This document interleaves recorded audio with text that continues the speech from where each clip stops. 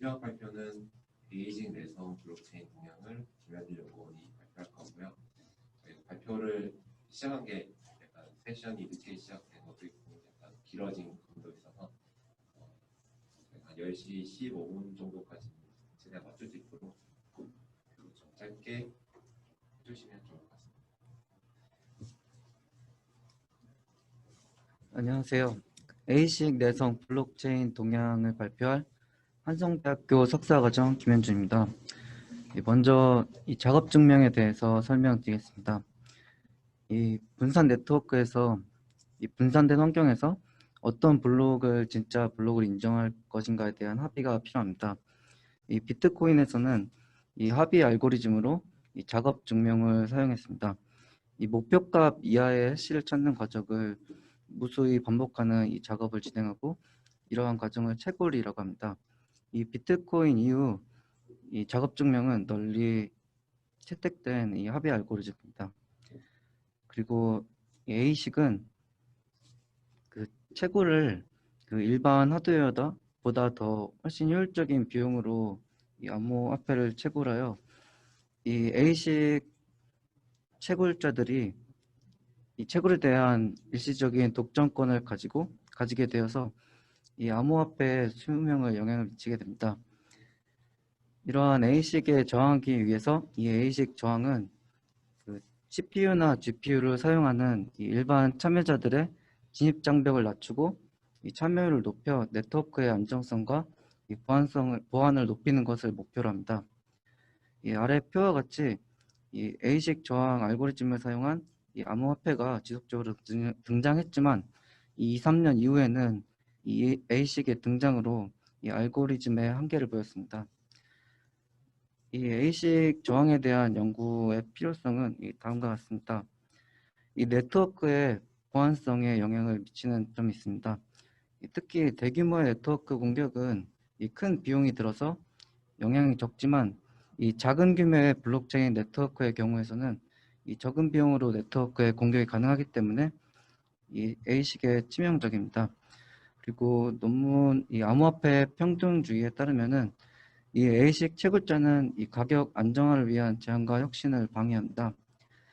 이 암호화폐의 높은 변동성이 이 A식의 가치를 높여주기 때문인데 이 결과적으로 이 A식으로 인해서 이 포 기반 암호화폐의 가격이 높은 변동성을 나타냅니다. 그리고 특정 계산을 더 효율적으로 만들기 위한 접근 방식은 항상 존재하기 때문에 이 A식 내성이 아닌 이 A식 저항을 방향으로 합니다. 이 A식은 개발 비용보다 효율적으로 계산될 때 이 가치가 있기 때문에 이 A식을 효율을 최소화하는 방향으로 접근하게 됩니다. 이 A식 저항 알고리즘 구분으로는 이 다중 해시, 이 메모리 하드, 프로그래밍 포가 있습니다. 먼저 다중 해시에 대해서 설명드리면은 이 다중 해시 포는 이 기존 포 알고리즘의 약점 중 하나인 이 단일 해시 함수에 대한 종속성을 해결을 목표로 합니다. 여러 개의 해시 함수를 연속된 단계로 사용하는데 이 커크 알고리즘, X 계열 알고리즘, 웨이라2리 알고리즘이 있습니다. 먼저 커크 알고리즘에 대해서 설명드리면 이 커크 알고리즘은 이 RFID 프로토콜 구현을 위해 필요한 경량 암호화 해시 함수 용도로 개발된 이 암호화 해시 함수입니다.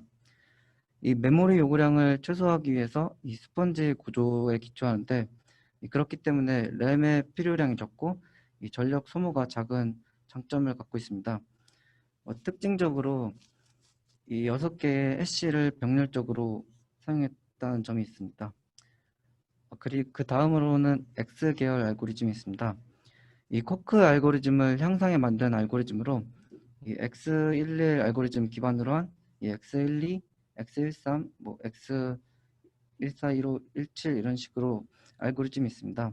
이 뒤에 숫자는 이 해시의 개수를 나타내고 이 X11은 현재 최소 이 114개의 암호화폐에서 사용하고 있고 현재 A식 저항을 가지고 있는 알고리즘은 이 X17이라고 합니다. 그 레이븐 코인에서는 이 X12를 기반으로 한 X16R을 설계해서 사용하는데요. 이 X16R은 16개의 해시가 변경되면서 사용됩니다. 이 표와 같이 이 16진수의 숫자에 이 해시가 하나씩 매칭돼 있고, 이 이전 블록 해시에서 이 끝에 이 16개의 16진수의 숫자를 기반으로 이 다음과 같이 이 해시를 수행합니다.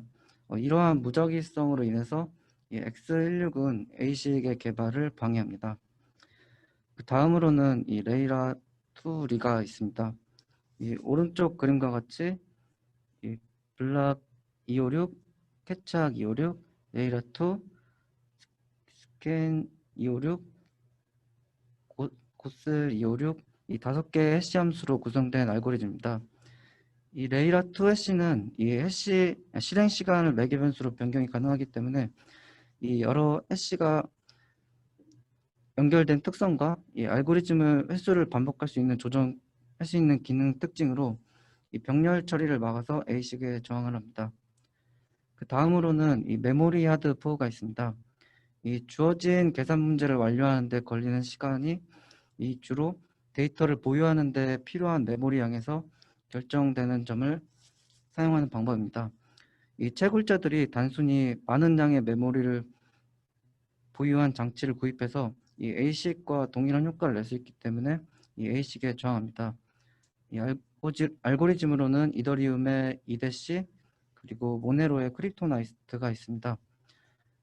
이 이데시는 이 이데시 덱으로 알려진 초기 1기가의 데이터 세트와 이 가벼운 클라이언트가 보유할 수 있도록 하는 16MB의 캐시를 사용합니다. 이 덱은 3만 블록마다 재생성되고 이 시간에 따라서 선형적으로 증가하게 됩니다. 이 채굴자는 이 덱의 일부와 이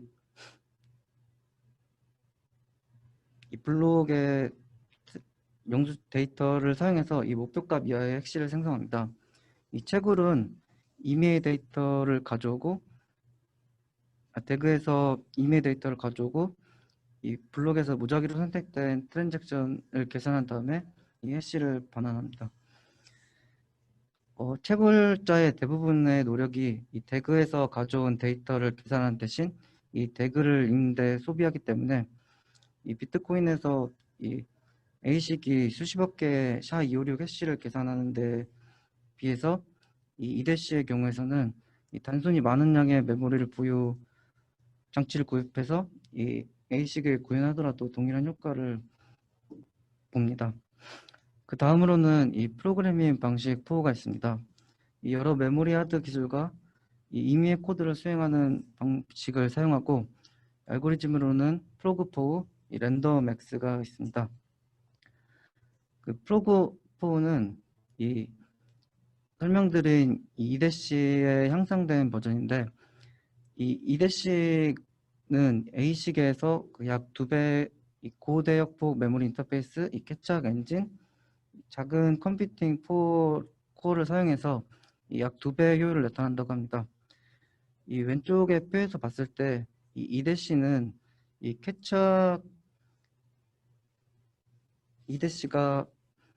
이데시에서 사용하는 이 캐착 해시 함수가 이 연산에서 21% 정도를 사용해서 이 A식에서 이 캐착 알고리즘을 최적화하면 그만큼 좀 더 빠른 연산이 가능하기 때문에 이 프로그포에서는 이 오른쪽과 같이 이 캐착 해시 함수의 연산을 줄이고 이 루프 함수의 비중을 높였습니다.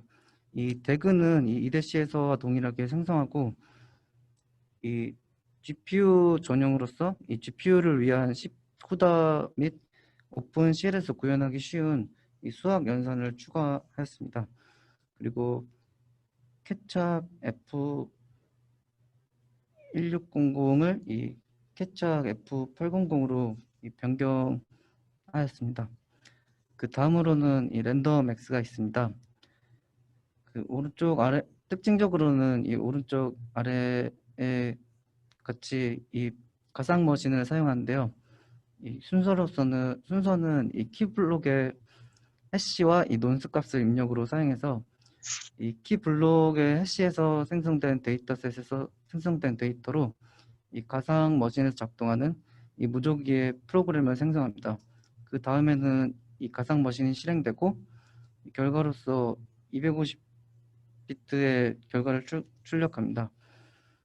이 결과값이 이 블록의 목표 난이도에 맞으면은 이 채굴자에게 보상을 주게 됩니다.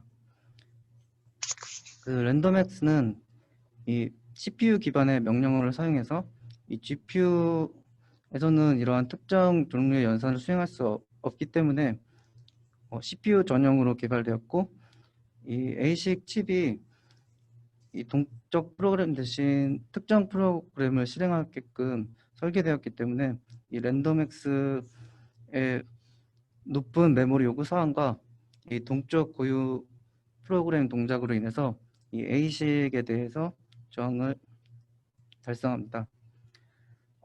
기타적으로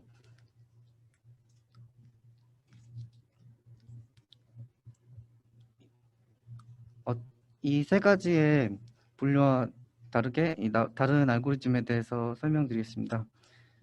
먼저 이 경과 시간 증명이 있습니다. 이 경과 시간 증명이란 이 이름과 같이 이 경과 시간에 따라서 이 블록 생성자를 랜덤으로 선택하는 방식의 이 작업 합의 과정입니다. 각 노드는 이 임의의 대기 시간을 이 무작위로 할당받고 대기하게 됩니다. 이 가장 먼저 이 대기 시간을 완료한 첫 번째 노드가 이 블록을 생성하게 되는데, 이 과정에 대해서 이 인텔 SGX라는 이 보안 명령 코드가 이 보안 기능을 갖춘 메모리의 실행 영역인 이 인클레이브에서 실행되기 때문에 이 안정성과 무작위성을 보장받습니다. 하지만 단점으로 이 SGX라는 한 인텔이라는 회사의 CPU를 기반에 사용한 특정 기술에 의존하는 단점을 갖고 있습니다.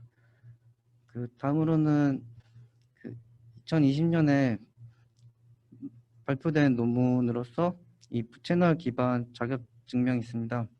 이 마이크로 컨트롤러에서 코드가 동작할 때 발생하는 이 전력 파형이 고유하다는 점을 사용하는데, 이 목표값 이하 해시를 찾는 과정과 함께 이 전력 파형 정보를 블록에 담아 전력 파형을 검사하여 이 작업을 증명합니다. 하지만 이 부채널 기반 자격 증명은 이 전력 파형 정보를 위조해서 이 생성이 불가능하다는 가정하에서 이 안전성을 보장한다는 점이 있습니다. 결론적으로 이 ASIC 저항 알고리즘에 대해서 소개하였습니다. 이 특정 계산을 더 효율적으로 만들기 위한 이 ASIC은 항상 존재할 수 있기 때문에 이 ASIC 채굴기와 ASIC 저항 알고리즘은 이 지속적으로 경쟁할 것이고, 이 ASIC 채굴기가 이 블록체인의 네트워크에 주는 악영향으로 보았을 때 이 ASIC 저항 알고리즘에 대한 연구는 지속적인 관심이 필요하다고 봅니다. 네, 감사합니다. 이미 시간이 너무 지나서 질문 있으신 분은 마치고 바로 질문을 한번 해주시면 좋을 것 같습니다. 박수 부탁드립니다.